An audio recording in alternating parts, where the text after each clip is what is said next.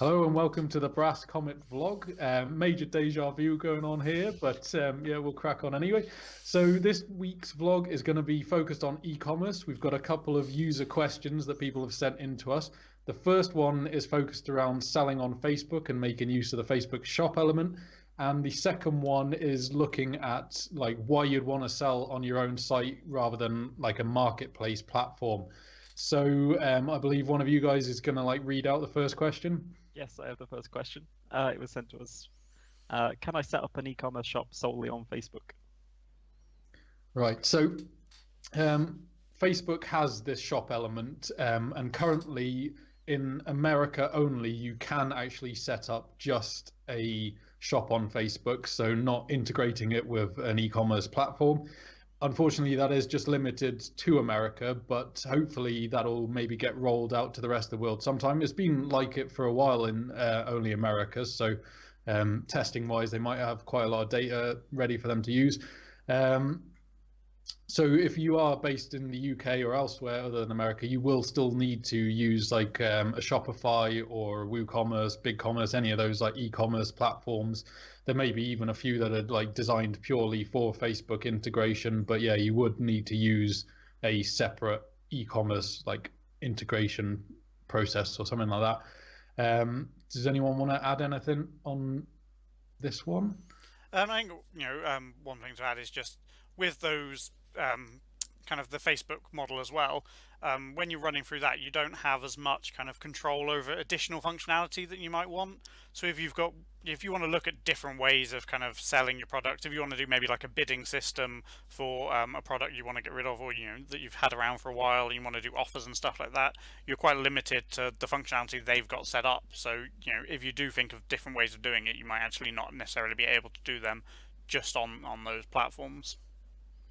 Yeah, and I think like one of the things which is worth mentioning, and it'll be a bit of a running theme throughout the next question as well, is that like if you're using somebody else's platform, so like Facebook, for instance, you're always at the whims of that company. So they can suddenly change their policy, change their algorithm, which we've seen like announcements for in this past week, which could potentially like affect business.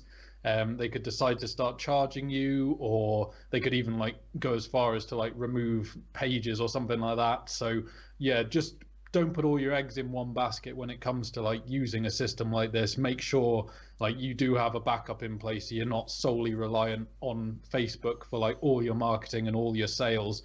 Otherwise, if they do decide to change anything, which they're fully entitled to do as they are a business, and that's like their bag, then you're going to potentially lose out if you're just focusing purely on that sort of side of things. So that's like a word of warning, and maybe one of the reasons why you wouldn't want to just have a Facebook shop, for example. And that does kind of lead us quite nicely into the second question, which was, what options do I have for trading online? This is something that we got asked recently when we kind of put this question out there. There's also something we had historically quite a lot. I know last year we did actually put a blog out kind of answering this as well. So I'll make sure we put the link to that in the description of the video and in the post. But I don't know if you guys wanted to just kind of go over some of the kind of the key points that we cover in that. Yeah, so I'll start us off on this one. Like the way we phrased our blog post was that like, what are the benefits of selling on your own site? And your own site is one of those options. You've also got like some other options with like your marketplaces and things like that. Your own site, whether it uses like Shopify or WooCommerce or like any of those sort of e-commerce platforms, will have different advantages to using a marketplace. The marketplaces are good in their own right, just because you will pick up traffic that's just found you through the marketplace. You'll pick up a few sales of people going on and like searching like your like product that you might sell. So like a dog collar or something like that. If you make dog collars, they go in, type in dog collar, and they might find your way to your product. Whereas it's probably going to be a bit harder for you to sort of start competing on like Google search engines and things like that. For like the term dog collar. So there is definitely advantages to being in those marketplaces, but there is also some limitations. One of the main ones, and like the biggest reason why you'd want to be on your own site as well as these platforms, is the fees that you get through the site. So I know Etsy and Not on the High Street charge like a commission, and for some of them you get like a joining fee as well. So if you are marketing yourself and like telling your audience where to go and buy your products, it might as well be on your own site. It will like quickly pay for itself in terms of like its initial setup cost and hosting cost and things like that, and save you some money in the long term selling through there. It also gives you the benefit of being able to like remarket to those people, so you can collect a lot of data of the people you're selling to in terms of like the Google Analytics or any analytics, and the Facebook Pixel, so you can use their profile to like advertise to, and even like mailing lists and things like that. Whereas using like an Etsy or Not on the High Street or an Amazon, you're restricted to like what data you've got access to. Like you're not going to get Facebook pixel data from Amazon or anything like that. It also means that you can... Oh, I'll just stop you there, Steve. I think you might have muted yourself. Okay, can you hear me? Yeah, it's quite quiet. I think you're not going through your main mic. Yeah. Anyway, I'll just dive in quickly while you, if you just want to sort that out. I mean, yeah, kind of to continue on with that thought, there's the you know, selling on the different platforms.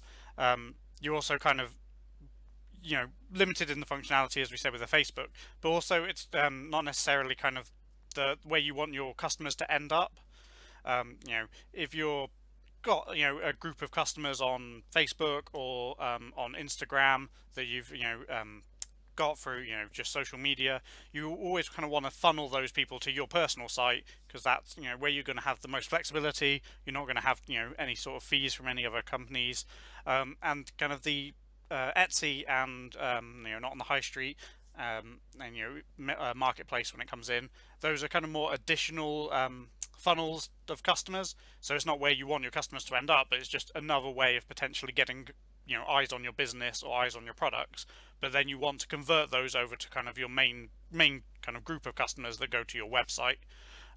So kind of when you're, you know, you're first setting up a site, it's always good if you don't necessarily have that core kind of following or you know, core group of people, that you have these, you know, Etsy and you know, Not on the High Street to help you kind of start getting those people funneled in. But then you know, at some point you either want to transition, or you want to, you know, from the start have the website set up ready. So that's where you can you know, send people across to. I'm not sure if we've got sound back yet from Hello? Richard. Oh, we've got you back. Right? Yeah, we're back. Yeah, so like going back to another point from the Facebook one that we mentioned, is that like you are always at the whims of these companies that you're like marketplacing through. So if you're like, we've heard stories of people who have been like told to amend like what products are available, or like the photos, even like shops that have been like closed or shut down on like certain platforms and things like that. Whereas like selling through your own site, that's never going to happen to you like in that sense. So you're less at the whims of like one of these companies that can like suddenly change their policy or like change how they want you to go about doing something. So yeah, selling through your own site lets you like be the master of your own destiny, really. And yeah, I think one of the like big things as well is keeping your customer base like within itself, so you can upsell your own products on your own website and like cross-sell and things like that. Whereas on a marketplace, like a cross-sold product may be one that's not even yours. So you're going to have a lot of customers that could potentially just flit around between like similar products and things like that. Whereas if they're on your own website, you're keeping them in-house. Another thing that's worth mentioning as well is like being recognized as a company. If you're selling on Etsy, for example, and somebody buys one of your products and then one of their friends goes, oh, where did you get that from? They're going to probably say Etsy. They're not going to like name your company. They might do, but like it's very unlikely that they would. They'll probably just say, oh, I got it on Etsy or Not on the High Street or whatever. Whereas if it was from your own website, then they're going to have to tell them your website name. So you're getting marketing opportunities really from selling on your own website. So yeah, I think like that pretty much rounds up a few of the like basic points of like your different options for selling online. I think it's worth reiterating that we're never saying don't go on these platforms. In fact, we'd encourage you to be on them because they're good in their own right. So yeah, definitely, like if you are like retailing, go and check out Etsy and not on the high street, Amazon, things like that. Definitely go and check them out. But it's probably worth like at least considering your own website as well. It'll quickly pay for itself in terms of like commission saved and things like that if you are marketing your products as well. So yeah, I think that probably rounds us up for that question for now. Yeah, I think that kind of covers those questions we got. As I said, we have the some more information around that on our blog, which we'll put in the description. Before we go on to our announcement, I don't know if Matt, you wanted to just run through some of the projects we've got on at the moment. Yeah, sure. So we've got some websites we're hoping to go live really soon.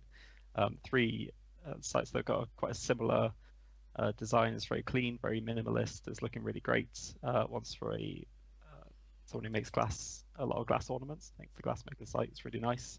One for a design and print house in Thurmaston, which is near Leicester, I think. And also for a photography site, which has got lots of nice big images and lots of modern design. It's looking really good. And I think we're going to talk a little bit about an upcoming video series we've got. Yeah, so this is something we've kind of been discussing. We've put out a few questions on our Facebook and Twitter to try and start getting some kind of feedback rolling. What we're basically looking to do is just set up a mini video series. So kind of each item that we want to talk about will be, its own video that's just a couple of minutes long, and we basically just want to kind of pick about some of the more niche or kind of more complex areas of setting up your website that can add a lot of actual value, but are not necessarily a lot of people do, just because they're either not that well understood or just not that simple to do. A couple of examples would be SEO, Facebook pixels, kind of being able to investigate your site on any issues it might have on mobile or tablets or across different devices. Was there any others that we kind of had on our shortlist? I think maybe some like analytics as well. Like a lot of people ask us about like Google Analytics, like either how to set it up or like how to like view or make sense of the data that's like being presented them from analytics. And I think it's worth like saying as well, we're going to try and like keep this video series like really refined. Like one video will be like how to install the Facebook pixel, and it'll just be focused purely on that, and we'll give like an example of doing it on like a couple of different platforms maybe, and a brief overview of why you would want to do it. But yeah, in these vlog series we tend to talk about like the theory a lot and just like keep a vague discussion going, but these are going to be like really focused on like addressing one like bit of something basically. So yeah, if you did have like anything you want looking at really that you'd find useful or you think like would be good in a like video series like that, then just send it on over to us.